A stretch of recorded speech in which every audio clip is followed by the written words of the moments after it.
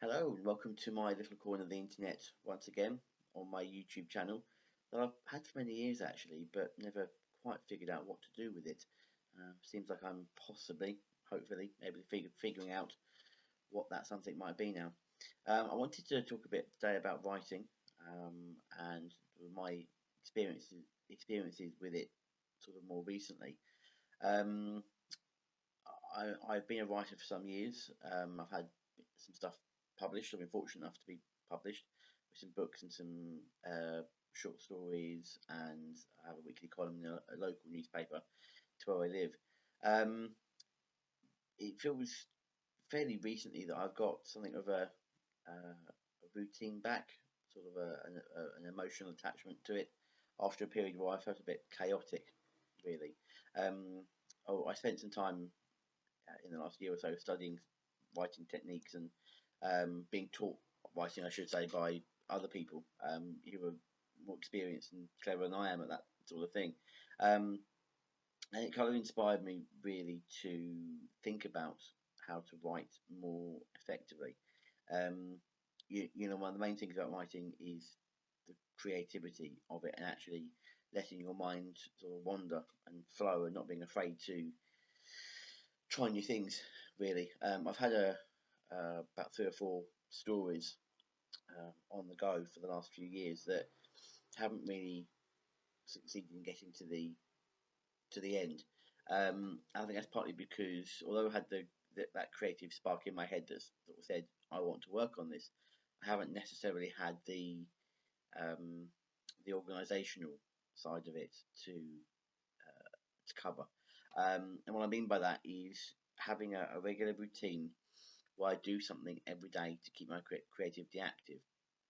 Um, I like to think I'm a fairly organised person by nature. I hope I am anyway. And being organised in your writing allows you to find time to be creative. It's just what I found. Um, I'm quite attentive with it. I actually sat down about 2 or 3 weeks ago from when I'm recording this and actually created a spreadsheet um, with literally every single day on for the next 6 months and telling me what I was going to record, what I was going to write, what I was going to come up with every single day. So, for example, on a Friday, I will write a column for the local newspaper that I work on every week and a blog post. If I then have time to do other things, I'll do it. And I wasn't quite sure whether that would work in terms of being creative and actually sort of scheduling time to write. But I tell you what, it's worked for me anyway. It's given me far more time to be creative. It's felt less chaotic.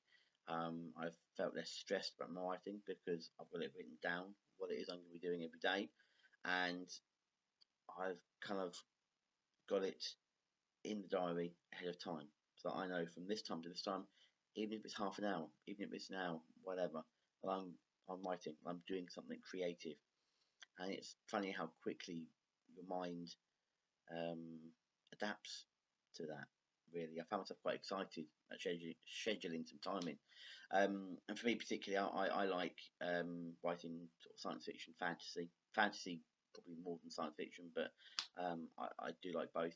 Um, and what I found is in this process of scheduling creative time, I've actually been coming up with a lot more of a backstory to this fantasy world that I've been dipping in and out of for the last few years and really struggling to find a coherent, logical plot to it.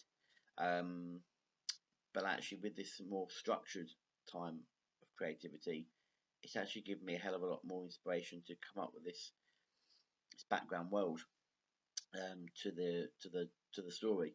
And I think as a result, I'm hoping as a result, the characters that I'm developing are a lot more interesting, a lot more vivid, and a lot more engaged with the plot.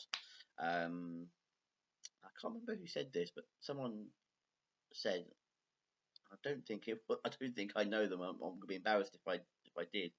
But I remember reading somewhere that someone said a very famous writer said that the characters were actually telling them the direction of the plot. Now that may sound slightly bizarre to people who don't write because you know, recreate the characters.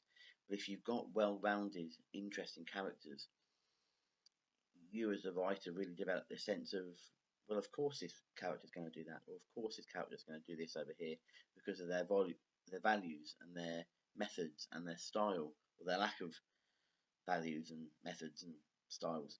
So they do in a way inform you because they come to life off the page. And I think we've all read stories that come off the page because of the depth and strength of the characters. I know I certainly have. You know, I always quote the Terry Pratchett Discworld books because the characters are lifelike.